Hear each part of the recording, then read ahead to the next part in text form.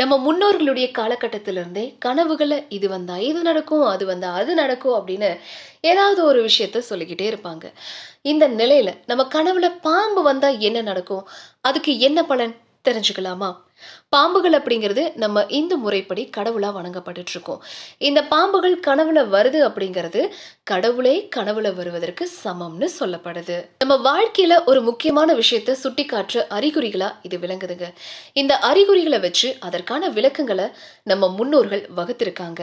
அது என்னன்னா, பாம்பு கனவுல காட்சி கொடுத்துச்சு அப்படின்னா குலதெய்வ வழிபாடு ஒண்ணு விடப்பட்டிருக்குது அப்படின்னு உணர்த்துதுன்னு அர்த்தமாம். மேலும் வீட்ல சுபகாரியங்கள் நடக்கக்கூடிய நேரம் நெருங்கிடுச்சு அப்படின்னு அர்த்தமாம்.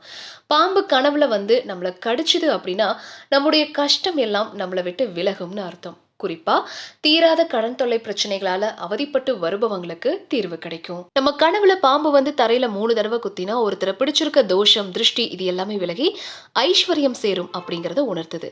பாம்பு நம்ம தலைக்கு மேல கொடை பிடிக்கிற மாதிரி நம்ம மேல ஏறி போகிறது மாதிரி கனவு வந்துச்சுன்னா பதவி உயர்வு கிடைக்க போகுது அப்படின்னு அர்த்தம்.